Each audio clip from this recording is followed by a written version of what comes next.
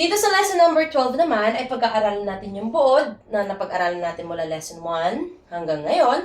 Yung English, ano ba ang English? Gaano kalaki ba ito? At yung step by step kung ano ba ang dapat natin pag-aralan sa pag-aaral ng English para masabi natin master na natin or fluent na tayo sa English grammar. So let's start. Ang pinakabuod ng ating napag-aralan ay ang English ay binubuo lamang ng 8 parte. Ito ay yung noun, na siya yung tinutukoy sa pangungusap. Pronoun, na siya naman yung pamalit sa tinutukoy natin sa pangungusap o pamalit sa noun. Yung verb, na siya yung kilos sa pangungusap. Adjective, pantukoy sa o panlarawan sa tinutukoy natin sa pangungusap. Adverb, siya naman yung panlarawan sa verb o sa kilos sa pangungusap.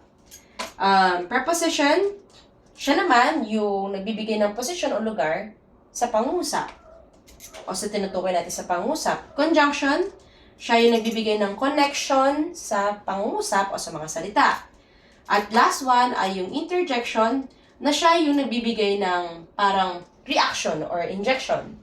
Kumbaga pag na-injectionan ka, may reaction ka, at ang hint dito ay meron siyang exclamation point. So, 8 lamang po ang bumubuo sa buong English. Kaya ang pag-aaral ng English ay hindi malaki, hindi marami, at hindi rin malawak. Sapagkat may limitasyon ang pag-aaral ng English grammar. At ito ay 8 lamang po. Kasi kung ito ay walang limitasyon, hindi mo alam kung ilang parte yan. Siguro, infinite parts at hindi pa siya organized na 8.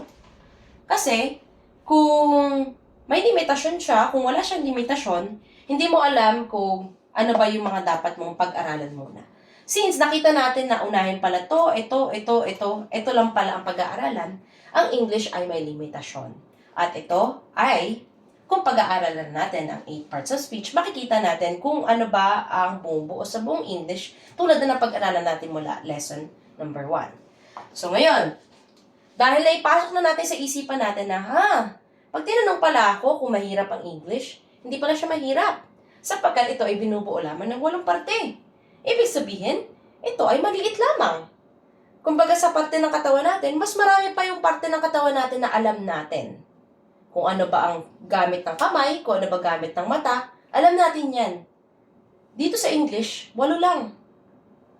Kakaunti lang. At alam na rin natin kung ano bang gamit nito, anong bang gamit nito, anong bang gamit nito. Yan ang pinakamahalaga. Kapag alam mo yung parts at alam mo kung paano siya gamitin. Ngayon, ma'am, alam ko na po yan eh. Na pangalawang beses nyo na nga po binuod yan eh. Opo.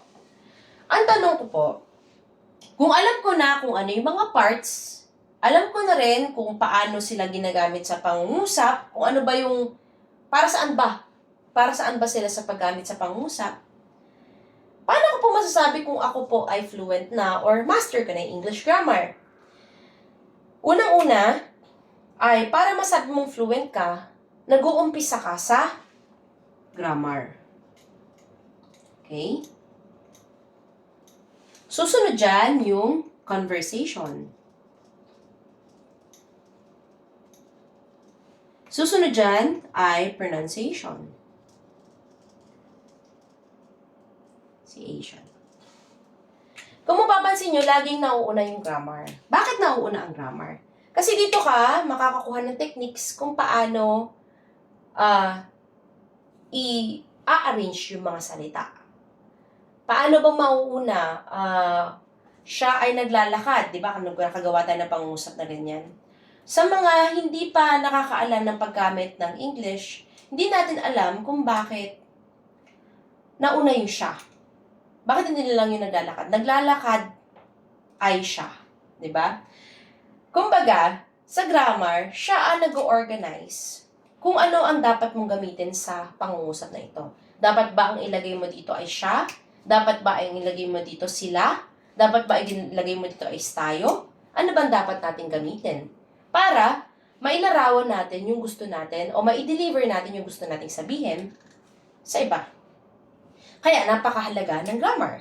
So step number 1 pala ay grammar. Ngayon, habang natututo ka dito sa grammar, sa pag-aaral natin ng grammar, unti-unti, may a-apply mo yung mga napag-aralan mo sa kung paano gumawa ng mga pangungusap, kung paano gamitin ito sa pangungusap sa conversation. Kasi darating sa point na gusto mo nang i-apply agad yung natutunan mo. So, para mai-apply mo siya, kailangan mong makipag-usap. Either sa sarili mo, kinakausap mo yung sarili mo sa salamin, o nagpa-practice ka, o kaya naman, makikipag-usap ka na mismo doon sa ibang tao. Kaya, second step, kailangan mo talagang mai-apply. Hindi pwedeng aral ka lang ng grammar. Sapagkat kahit anong aral mo kapag hindi mo naman nagagamit, hindi siya tatatak sa ating isipan. Ngayon, habang nakikipag-usap ka, habang nire-record mo siguro yung sarili mo, dito mo na marirealize na, oops, tama kaya yung pronunciation ko dito? Oops, yung sinabi ko ba tama? O kaya naman yung taong kinakausap mo, oops, yung pronunciation mo, mayroon kang mali dito. Doon pa lang ay makakapag-start ka na mag-pronounce ng mga words na hindi mo inaasahan na natututo ka. Kaya, yung iba, ang ginagawa kasi ay nandito na kagad sa conversation. Tapos, yung iba naman, finifix na nila kagad yung pronunciation.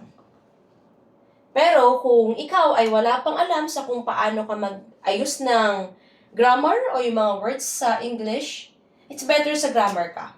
Bakit? Bakit ka mag-umpisa sa grammar? Sapagkat, dito mo makikita na lahat ng mga professional na works, yung mga masasabi natin na nakakaiba, na napakaganda ng mga writings.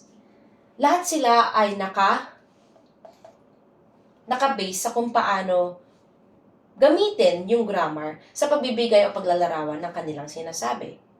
Kaya, kapag ikaw, magaling ka nga sa conversation, but hindi mo naman alam ang function nito o yung paggamit nito, doon ka na magkakaroon ng miscommunication, misunderstanding. Sapagkat may iba na nagets ka, naintindihan ka, pero may iba naman na iba yung kuha doon sa sinasabi mo. Okay? Pwede ka rin pumasok dito sa pronunciation. Napakagaling mo nga sa pronunciation. But the way na gumamit ka ng grammar sa conversation, magkakaroon pa rin sila ng miscommunication. Sapagkat nagigets nila yung words na sinasabi mo, ngunit hindi nila alam kung gets ba din nila kung ano yung dinideliver mo sa kanilang message. Okay? Kaya ang step by step ay grammar, conversation, and pronunciation. Pero kung ikaw ay naka-updated sa aking Facebook page o sa aking mga social media platforms, meron ako mga one-on-one tutorials na kung saan itong lahat, in every one-on-one lesson, ay nakukuha natin itong lahat.